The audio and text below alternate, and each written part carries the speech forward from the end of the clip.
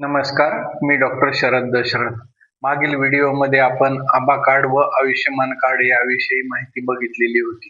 Ayushman card हे प्रत्येक व्यक्तीसाठी 5 लाख पर्यंतचे मोफत विमा उपचार देण्यात येत आहे.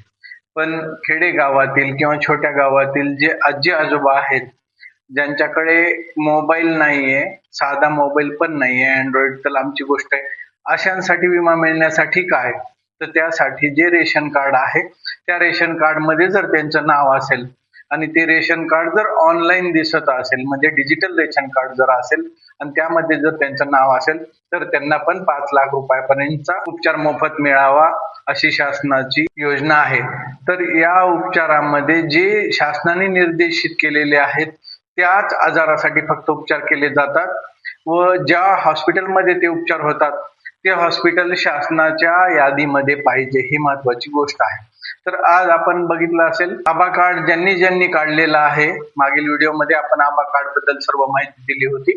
तर ज्यांनी आभा कार्ड दिलेलं आहे त्यांना असं दिसेल की आभा कार्ड काही अक्षर आणि काही अंकाच्या नंतर @ABDM असं लिहिलेलं आहे. सर्वात महत्वाचे ABDM काय आहे हे बघू. तर ABDM हे आहे आयुष्यमान भारत डिजिटल मिशन. ही एक भारत सरकारची योजना आहे व या योजनेमध्ये भारत सरकारला संपूर्ण आरोग्य व्यवस्थेचं डिजिटलायझेशन करायचं आहे.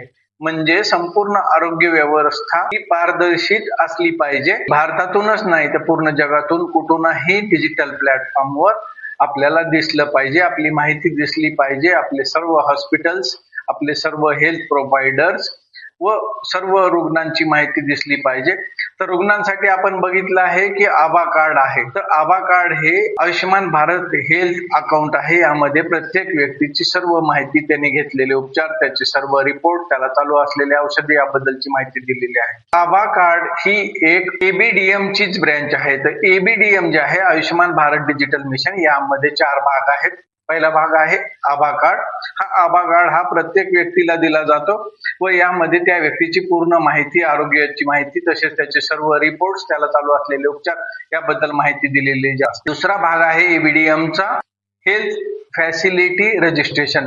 म्हणजे जेवढे काही भारतामध्ये हॉस्पिटल्स आहेत, जेवढ्या काही हेल्थ फॅसिलिटीज आहेत, जेवढे काही क्लिनिक्स आहेत, त्याचं डिजिटलायझेशन करायचं व त्यांना एक सांकेतिक नंबर किंवा रजिस्ट्रेशन नंबर दिला जातो. त्यासाठी त्याची नोंदणी ABDM अंतर्गत झालेली असली पाहिजे व ABDM अंतर्गत नोंदणी झालेल्या हॉस्पिटल्सला गव्हर्नमेंट एक विशिष्ट क्रमांक देत आहे, ज्याचं हेल्थ फॅसिलिटी रजिस्ट्रेशन म्हणून नोंद होईल. त्या हेल्थ फॅसिलिटीमध्ये काय काय फॅसिलिटी उपलब्ध आहेत हे नागरिकांना बघता येईल. ABDM ची तिसरी भाग आहे हेल्थ प्रोव्हायडर रजिस्ट्रेशन किंवा हेल्थ प्रोफेशनल रजिस्ट्रेशन. यामध्ये भारतामध्ये उपचार देत असलेले सर्व डॉक्टर्स, तसेच वैद्यकीय क्षेत्रात काम करत असलेले टेक्निशियन असतील, योगा थेरपिस्ट असतील किंवा मग ऑप्थॅल्मिक टेक्निशियन असतील किंवा सिस्टर्स असतील, नर्स असतील, ब्रदर्स असतील किंवा मग डायलिसिस टेक्निशियन असतील, MRI टेक्निशियन असतील, डेंटल हायजिनिस्ट असेल, डेंटल असिस्टंट असेल, जेवढ्या काही व्यक्ती आरोग्य व्यवस्थेमध्ये काम करतात, जेवढ्या काही व्यक्ती हेल्थ प्रोव्हाइड करत आहात, त्या सर्वांची माहिती हेल्थ प्रोव्हायडर रजिस्ट्रेशन किंवा हेल्थ प्रोफेशनल रजिस्ट्रेशन मध्ये करता येते व याची माहिती काही दिवसानंतर करणं अनिवार्य राहील. युनिफाईड हेल्थ इंटरफेस म्हणजे डॉक्टरची माहिती, हॉस्पिटलची माहिती व रुग्णाची माहिती यांचा एकमेकाशी संबंध करून देणे किंवा समन्वय साधणे. सर्व हॉस्पिटलला सर्व डॉक्टरची माहिती असणे, प्रत्येक व्यक्तीला सर्व हॉस्पिटल सोबत डॉक्टरची माहिती असणे व सर्व डॉक्टरांना रुग्णाची व हॉस्पिटलची माहिती असणे, हे आहे युनिफाईड हेल्थ इंटरफेस. सर्व माहिती आहे ती नेटवर उपलब्ध व्हावी अशी सरकारची योजना आहे. ह्या योजनेचे नाव आहे आयुष्यमान भारत डिजिटल मिशन. ही खूप महत्वाकांक्षी योजना असून लवकरात लवकर सर्व आरोग्य व्यवस्थेचे डिजिटलायझेशन होऊन सर्व आरोग्य व्यवस्था पारदर्शी व्हावी अशी सरकारची इच्छा आहे. बऱ्याच वेळा आपण असे बघतो की एक डॉक्टर अनेक हॉस्पिटलमध्ये काम करतो किंवा एका हॉस्पिटलमध्ये अनेक डॉक्टर्स काम करतात. त्या हॉस्पिटलच्या हेल्थ फॅसिलिटी रजिस्ट्रेशन मध्ये जे काही वैद्यकीय सेवा उपलब्ध आहेत त्याची नोंदणी हेल्थ फॅसिलिटी रजिस्ट्रेशन मध्ये होईल. हेल्थ फॅसिलिटी रजिस्ट्रेशन हे हॉस्पिटल रजिस्ट्रेशन किंवा क्लिनिक रजिस्ट्रेशन आहे किंवा मग वेगवेगळे डायलिसिस युनिट असतील, ब्लड बँका असतील, याची नोंदणी हेल्थ फॅसिलिटी रजिस्ट्रेशन मध्ये येईल. तिसरा भाग आहे हेल्थ प्रोव्हायडर रजिस्ट्रेशन किंवा हेल्थ प्रोफेशन रजिस्ट्रेशन. ह्यामध्ये जेवढ्या काही व्यक्ती आहेत हेल्थ रिलेटेड सर्व्हिसेस प्रोव्हाइड करतात त्यांची नोंदणी HPR म्हणजे हेल्थ प्रोव्हायडर रजिस्ट्रेशन किंवा हेल्थ प्रोफेशनल रजिस्ट्रेशन होईल.